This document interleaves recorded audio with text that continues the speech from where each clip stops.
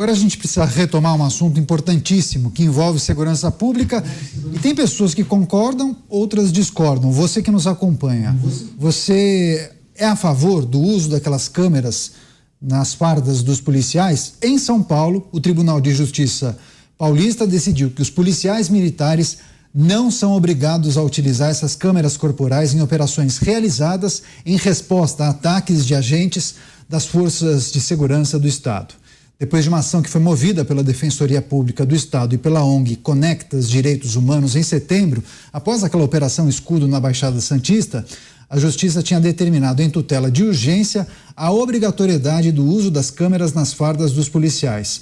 Mas horas depois, o desembargador Ricardo Anaf suspendeu a liminar. A decisão desta semana manteve e confirmou o entendimento do desembargador. Vou começar essa rodada com o Roberto Mota, que sempre faz uma análise muito importante em relação a esse tema. Mota, primeiro, o que achou da decisão do Tribunal de Justiça de São Paulo, a segunda instância da Justiça Paulista, e qual é a sua defesa em relação à necessidade ou não do uso das câmeras corporais?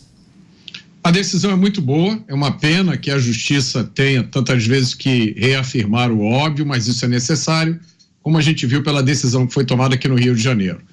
Eu acho que as câmeras deveriam ser colocadas nos criminosos. Que tal isso? Em vez de colocar câmeras nas polícias, vamos colocar câmeras nos bandidos. Eu não vejo absolutamente nenhum benefício dessas câmeras, nem para a população e nem para o policial. É um trambolho desconfortável que atrapalha o trabalho. As imagens dessas câmeras podem ser usadas para identificar os policiais que participam de operações, facilitando a represália por parte de criminosos. É óbvio. Aí alguém vai dizer, não, mas essas imagens são confidenciais. A gente está num país em que nada mais é confidencial.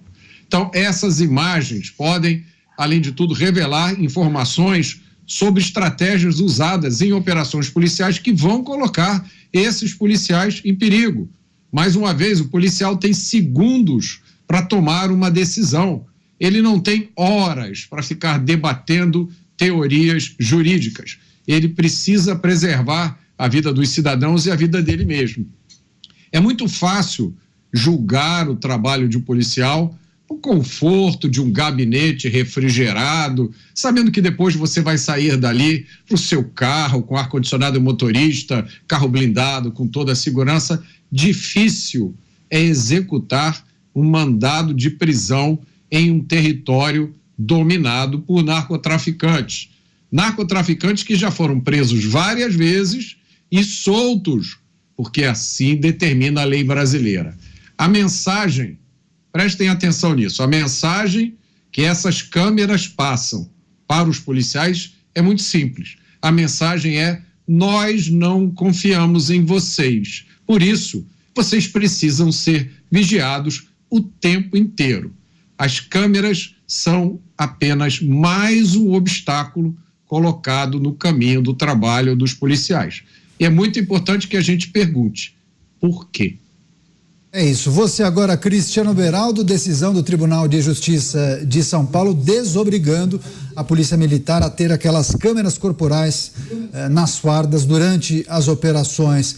É um avanço? Não é? O que é preciso ser destacado nesse momento? É uma decisão acertada. O problema da questão das câmeras nas câmeras no Brasil, né, na farda dos policiais, também nos carros dos policiais, é que existe um clima contra a polícia, existe um clima contra o policial. Quando você vê nos Estados Unidos aqueles programas, inúmeros vídeos que hoje circulam pelas redes sociais, de policiais em ação, né, muitas vezes abordando com tiros e tal, em alguma situação, aquilo acontece porque a sociedade vê com bons olhos esse tipo de comportamento da polícia à medida que a polícia se faz respeitar. Não quer dizer que o policial que comete algum tipo tem algum comportamento inadequado, criminoso, pode ter uma consequência grave, que ele não vai responder por isso. Ele vai responder. Mas, em geral, a população, a sociedade e também o Ministério Público, o sistema judiciário, tem respeito pelo policial, tem respeito pelo papel que o policial desempenha para manter a lei e a ordem. No Brasil, estados que adotaram essas câmeras, adotaram num clima de pressão popular. Olha, houve esse tipo de abuso por parte do policial, que nem foi comprovado, mas gera um clima de imprensa e tal, e aí os políticos ficam afoitos e aprovam a câmera, só que aqui a câmera é justamente contra o policial. As imagens serão usadas contra o policial e, como disse o Mota, não há absolutamente nenhuma segurança para valer que alguém coloca a sua vida em risco para combater criminoso, para combater marginais, vai ter as suas imagens preservadas quando isso pode colocar a si próprio e sua família em risco. Zé Maria, você viu isso? Muitas vezes a população ou suspeitos acabam incitando os policiais justamente por terem acesso a esse dispositivo, sabendo que o policial está com uma câmera na sua farda. Mas como analisa essa decisão da Justiça Paulista, hein, Zé? Isso é tão incrível, tão verdade, que só o simples fato do celular com câmera, e mudou muito o conceito depois do celular com câmera, fácil ali, a abordagem policial mudou e o respeito das pessoas pela polícia também mudou, diminuiu. Hoje, qualquer lugar que um policial chega para fazer uma operação, tem 10 pessoas com o telefone em cima, gravando, e usa como quer, e provoca um policial, né? Por outro lado, eu via que vários processos serem extintos exatamente por uso inadequado de provas. A imagem só pode ser usada com autorização da pessoa, isso já há uma jurisprudência. Então, o policial vai ter que pedir a autorização do bandido para usar a imagem. Ele fala, não permitiu o uso da imagem, não, para se ter uma ideia de como é uma prova frágil. Eu continuo achando o seguinte, técnicas policiais, elas são definidas pela própria polícia, pela corporação que faz estudos. E estas técnicas, elas mudam de tempo em tempo. Houve um momento que a grande técnica era grampear telefone, e virou uma confusão, uma epidemia. Houve uma CPI de grampo telefônico na Câmara dos Deputados, porque a polícia saía grampeando todo mundo, né? Aí depois se chegou a uma conclusão, olha, é eficiente método de investigação, mas não pode ser usado assim, e houve adequações. Foi proibido? Não, mas houve adequações, né? Ainda há grampo telefônico, mas não é mais como antigamente. A minha defesa é da polícia. Essa briga, essa disputa tem dois lados. E eu tenho o meu lado. Meu lado é da polícia. Autonomia para a polícia. Tem maus policiais? Tem. Toda profissão tem. Devem ser extirpados esses policiais. E volto a dizer, não existe essa polêmica na minha opinião. Por quê? Deve ser deixado para a polícia decidir que câmera e como e quando devem ser usadas. É a polícia, a técnica que deve definir. Alguns batalhões precisam, outros não precisam. Uns ajudam e outros atrapalham. E eu vou além. Até onde o policial está usando a câmera, o uso da imagem deve ser permitido por ele, deve ser questionado por ele, porque a Constituição garante esse direito à privacidade até no trabalho. É uma proteção de imagem, sim.